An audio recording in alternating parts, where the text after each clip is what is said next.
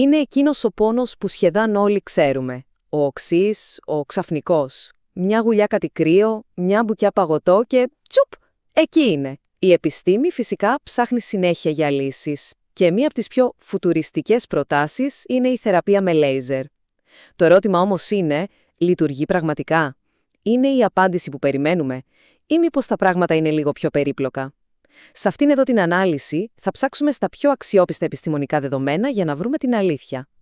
Λοιπόν, για να δούμε αν τα λέιζερ κάνουν δουλειά, πρέπει πρώτα να καταλάβουμε τι ακριβώς πάει στραβά. Τι συμβαίνει μέσα στο δόντι και νιώθουμε αυτό το χαρακτηριστικό τσούξιμο. Ας μπούμε λίγο πιο βαθιά στον μηχανισμό της ευαισθησίας. Αυτή ακριβώς η αίσθηση, η στιγμιαία, η διαπεραστική, είναι η αφετήρια μας. Είναι το φαινόμενο που προσπαθούμε να εξηγήσουμε. Ναι, αυτός ο πόνος έχει και επιστημονικό όνομα. Οδοντινική υπερευαισθησία. Και το πιο κρίσιμο σημείο εδώ, ξέρετε ποιο είναι? Ότι δεν μιλάμε για τεριδόνα ή κάποιο σπασμένο δόντι. Η αιτία είναι αλλού. Βρίσκεται στη δομή του δοντιού, όταν το εσωτερικό του στρώμα, η λεγόμενη οδοντίνη, μένει ατροστάτευτη. Η επικρατέστερη εξήγηση για το πώς συμβαίνει όλο αυτό λέγεται υδροδυναμική θεωρία. Ακούγεται περίπλοκο, αλλά η ιδέα είναι απλή. Φανταστείτε ότι το δόντι μας είναι γεμάτο με χιλιάδες μικροσκοπικά καλαμάκια που συνδέονται απευθείας με το νεύρο. Όταν το εξωτερικό σκληρό περίβλημα, το σμάλτο, φθαρεί, αυτά τα καλαμάκια μένουν εκτεθειμένα. Οπότε όταν πίνουμε κάτι κρύο, το υγρό μέσα στα καλαμάκια κινείται απότομα και αυτή η κίνηση είναι που ειδοποιεί το νεύρο. Το αποτέλεσμα, ο γνωστός οξύς πόνος. Εντάξει, καταλάβαμε το πρόβλημα. Τώρα ας δούμε την προτινόμενη λύση. Γιατί η επιστήμη φυσικά δεν κάθεται με σταυρωμένα χέρια. Και η λύση που προτείνει ακούγεται σαν να βγήκε από ταινία επιστημονικής φαντασίας. Και κάπου εδώ, στη σκηνή, μπαίνει το λέιζερ. Μια στοχευμένη δέσμη φωτός που υπόσχεται να χτυπήσει το πρόβλημα στη ρίζα του. Ακούγεται εντυπωσιακό, σωστά. Το θέμα είναι πώς ακριβώς υποτίθεται ότι το κάνει αυτό. Έχουμε λοιπόν δύο βασικές θεωρίες στο τραπέζι. Η πρώτη είναι, η μηχανική προσέγγιση.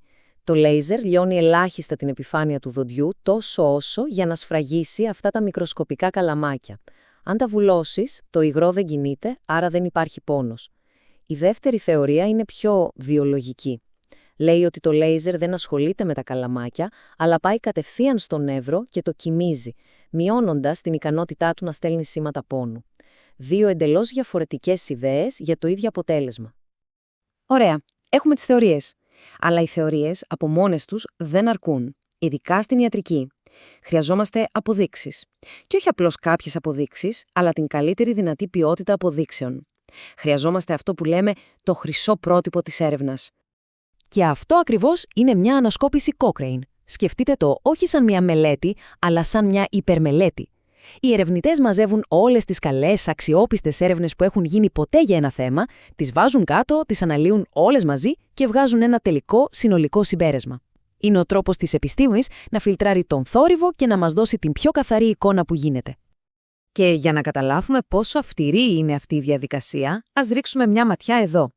Οι ερευνητές ξεκίνησαν με 1.307 μελέτες, έναν τεράστιο αριθμό, και άρχισαν να ξεκαθαρίζουν, απέρριψαν εκατοντάδες για διάφορους λόγους, κακή μεθοδολογία, λάθος θέμα και στο τέλος, από όλες αυτές πόσες έμειναν? Μόλις 23. Αυτό και μόνο μας δείχνει πόσο δύσκολο είναι να βρεθούν πραγματικά αξιόπιστα δεδομένα. Εντάξει, είδαμε το πρόβλημα, είδαμε τη θεωρία, είδαμε και την αυστηρή μεθοδολογία. Ήρθε η ώρα για το ζουμί. Τι βρήκαν τελικά οι επιστήμονες μετά από όλη αυτή την τεράστια δουλειά? Τι λένε οι αριθμοί? Πριν δούμε τον πίνακα, πρέπει να καταλάβουμε μία λέξη κλειδί. Βεβαιότητα. Δεν φτάνει μια έρευνα να δείχνει κάτι. Το θέμα είναι πόσο σίγουροι μπορούμε να είμαστε για αυτό που δείχνει. Η αναλογία με τη φωτογραφία είναι τέλεια. Μια πεντακάθαρη εικόνα 4K σου δίνει σιγουριά για το τι βλέπεις. Μια θολή, κουνημένη εικόνα, μπορείς να μαντέψεις, αλλά σίγουρος δεν είσαι. Το ίδιο ισχύει και εδώ. Λοιπόν, αυτός ο πίνακας είναι η καρδιά των αποτελεσμάτων. Συγκρίνει τα λέιζερ με ένα πλασίμπο, δηλαδή μια ψεύτικη θεραπεία. Και τι βλέπουμε? Σε όλες τις περιπτώσεις, βραχυπρόθεσμα, μεσοπρόθεσμα, μακροπρόθεσμα, το αποτέλεσμα είναι το ίδιο. Μπορεί να είναι ελαφρώς καλύτερα, αλλά, και εδώ είναι το κλειδί, κοιτάξτε την τελευταία στήλη. Βεβαιότητα, χαμηλή ή πολύ χαμηλή. Με άλλα λόγια, η φωτογραφία που έχουμε στα χέρια μας είναι πολύ, πολύ θολή. Οπότε, ας το πούμε με απλά λόγια. Τι κρατάμε από όλο αυτό? Πρώτον, υπάρχει μια αμυδρή ένδειξη ότι τα λέιζερ ίσως βοηθούν λίγο περισσότερο από το τίποτα. Δεύτερον, αυτή η βοήθεια, ακόμα και αν υπάρχει, είναι μικρή.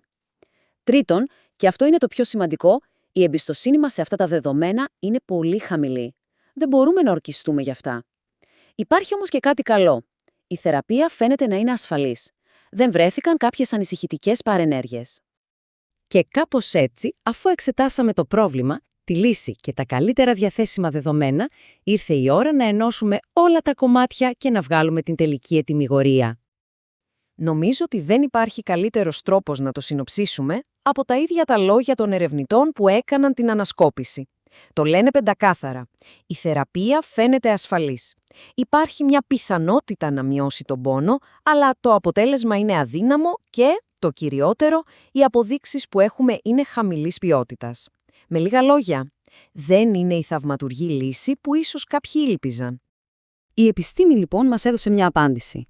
Μπορεί να μην είναι η απάντηση που θέλαμε να ακούσουμε, αλλά είναι μια ειλικρινής απάντηση. Τα λέιζερ, τουλάχιστον με τα σημερινά δεδομένα, δεν φαίνεται να είναι η επανάσταση στη θεραπεία της ευαισθησίας. Και αυτό μας αφήνει με ένα πολύ μεγάλο ερώτημα για το μέλλον. Αφού αυτή η υψηλή τεχνολογία δεν έφερε τα αναμενόμενα αποτελέσματα, προς τα πού πρέπει να κοιτάξει η έρευνα τώρα για να βρει μια οριστική λύση σε αυτό το τόσο κοινό πρόβλημα?